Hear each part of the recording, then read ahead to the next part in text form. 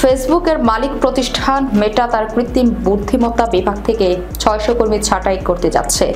যুক্তরাষ্ট্রের গণমাধ্যমগুলো জানিয়েছে, অতিরিক্ত নিয়োগের পর এবার কার্যক্রম সহজ ও সুশৃঙ্খল করতেই এই পদক্ষেপ নিচ্ছে প্রতিষ্ঠানটি। ওয়াল স্ট্রিট জার্নাল ও নিউ ইয়র্ক টাইমস সহ একাধিক সংবাদ মাধ্যম জানিয়েছে, মেটার প্রধান নির্বাহী মার্ক জাকারবার্গের প্রতিষ্ঠিত টিভিটি ল্যাবের উপর এই ছাঁটাইয়ের কোনো প্রভাব পড়বে না।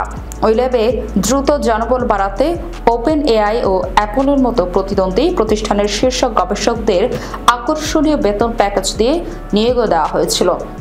এই ছাঁটাইয়ের প্রভাব মূলত কৃত্রিম বুদ্ধিমত্তাপন্ন ও অবকাঠামো নিয়ে কাজ করা দলগুলোর উপর পড়বে। ওয়াল স্ট্রিট জার্নালের প্রতিবেদনে বলা হয়েছে, কর্মদক্ষতা বাড়াতে এই সিদ্ধান্ত নেওয়া হয়েছে, তবে এতে কোম্পানির উচ্চাভিলাষী প্রকল্পগুলোতে কোনো প্রভাব পড়বে না। এমনকি ছাঁটাই করা অনেক কর্মীকে প্রতিষ্ঠানটির জন্য বিভাগে নিয়োগ করা হতে পারে।